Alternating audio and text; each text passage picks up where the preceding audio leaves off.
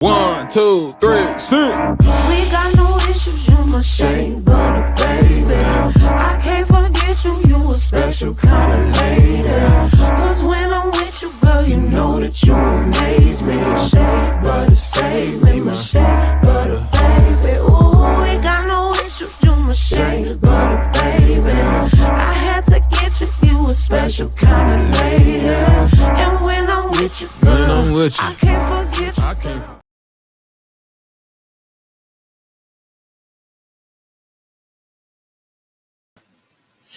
Okay, you guys, maybe I should just be me for a second. I'm switching to the solo layout because it is me, Jamie, with Jay's Morning Coffee, the owner and creator, where we believe in restoring mind, body, and spirit because healthy hair and skin isn't a trend, it's a rule.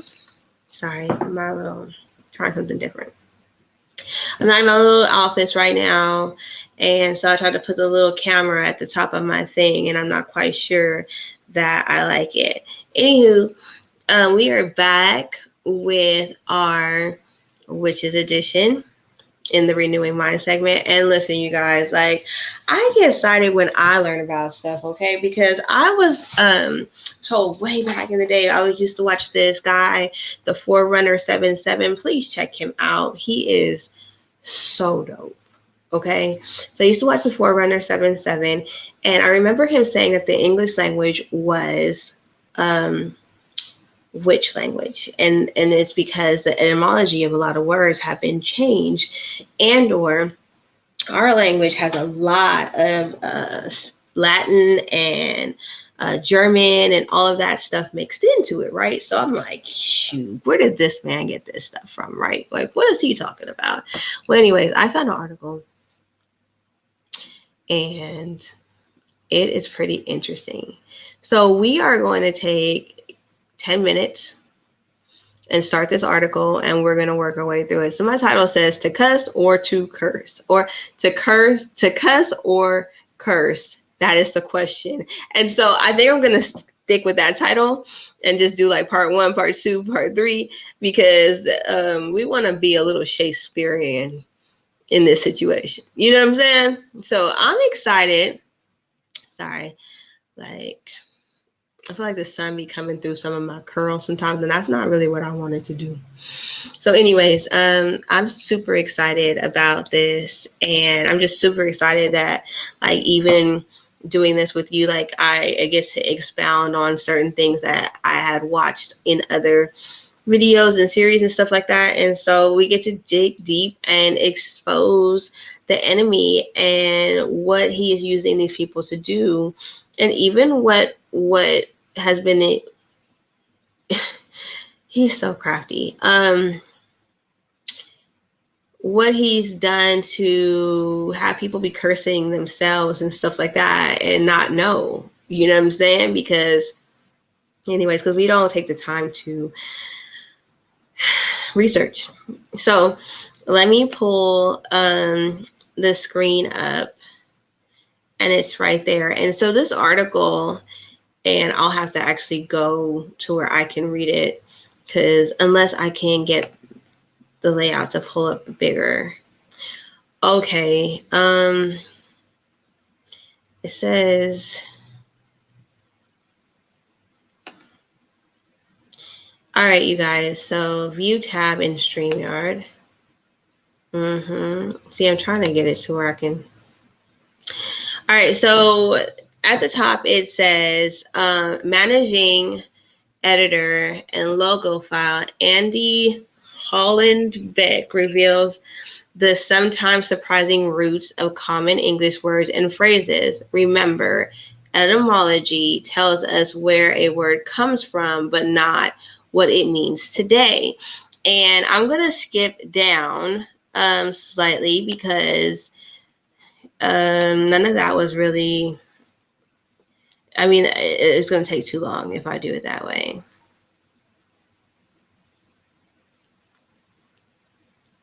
There was a part that I had gotten to. Okay. So we'll start with At least that's how academia understood the word. To the unschooled masses of Europe, from whom Latin was so much mumbo jumbo, grammar and its lexical relatives in other languages came to represent learning in general. That's how grammar school, originally devoted to the memorization of Latin, managed to survive in the modern era as a synonym for elementary school, where today an actually Latin program would be rare. Many were suspicious of the type of things those Latin-speaking academics were learning, too, even believing that they were exchanging mystic knowledge, including astrology and witchcraft.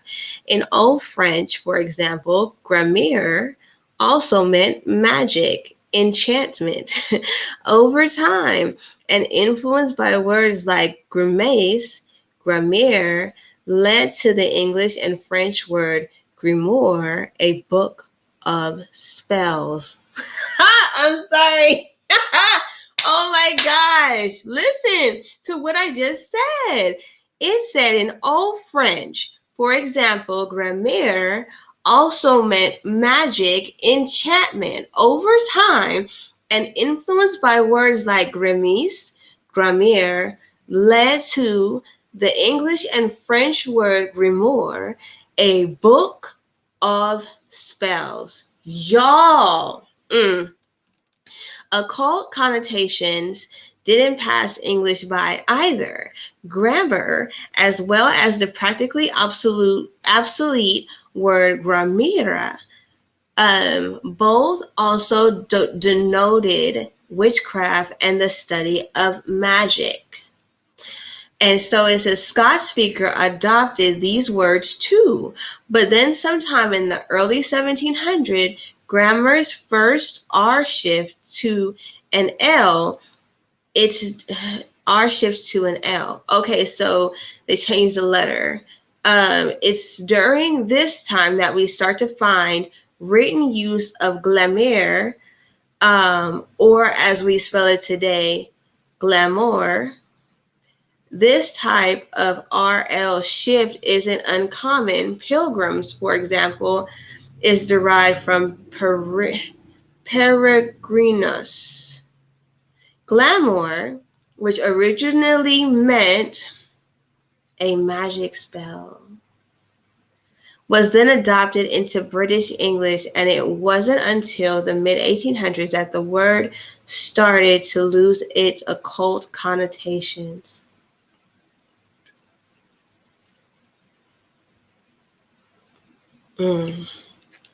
But even today, there's still a little magic in glamour and an illusionary attractiveness that might momentarily enchant us.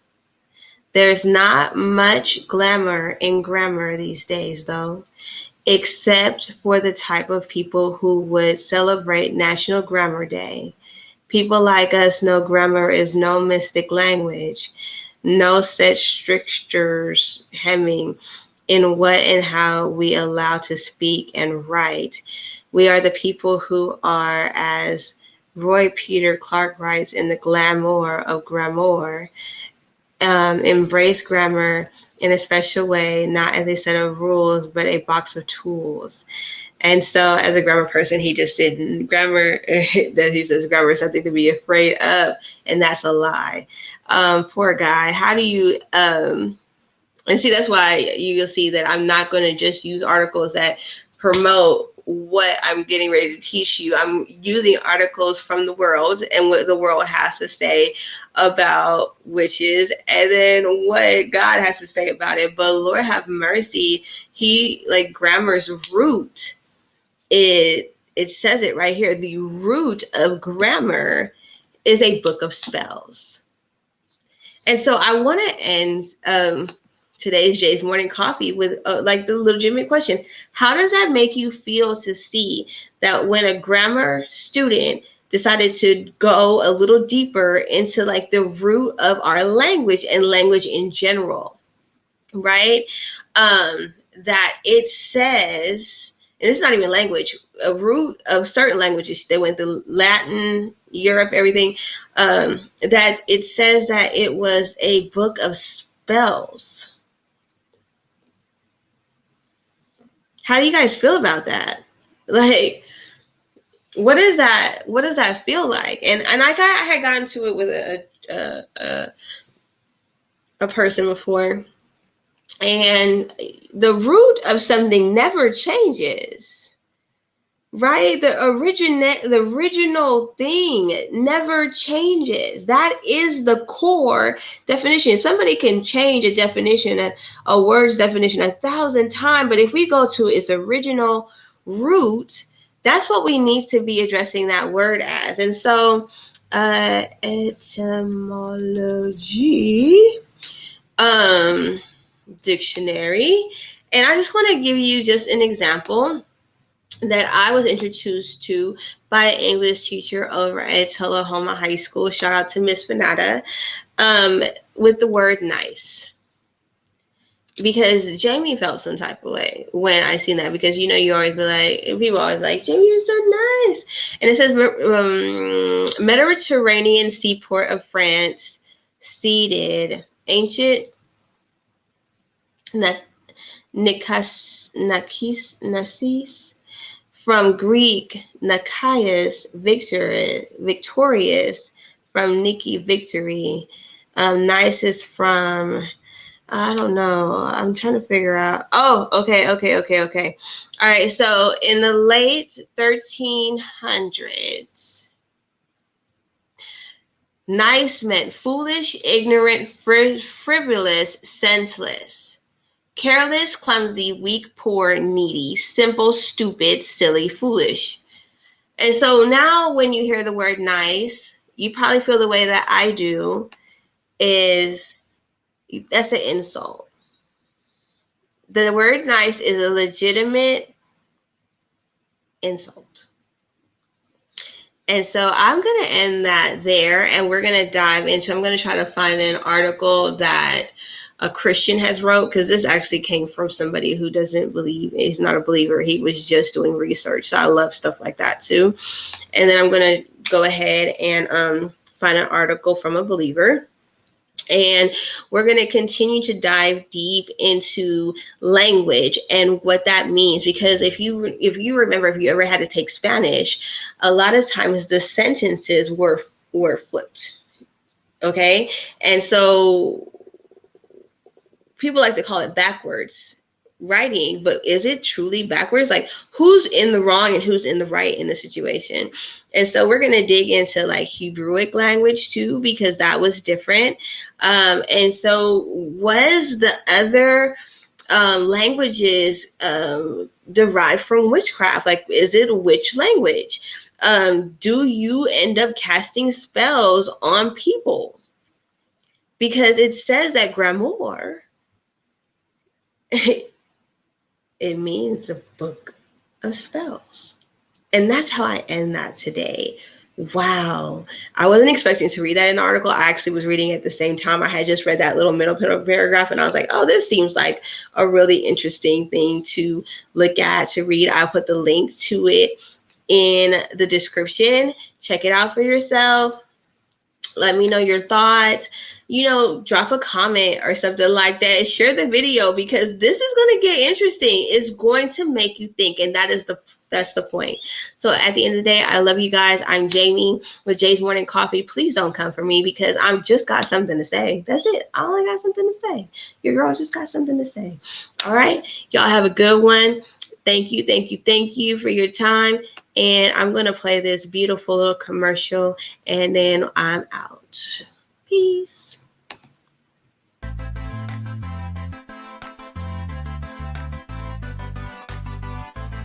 Just love this jaisbutter. It's really good on your hair. My favorite has got to be the peppermint mist, the leave-in conditioner. It's so soothing to your scalp. I've had dry, itchy scalp, and I tell you, it's amazing. My favorite product with jaisbutter is the natural flaxseed elixir, especially on the hair that's not mine. Y'all know what? I really love jaisbutter. I love jaisbutter.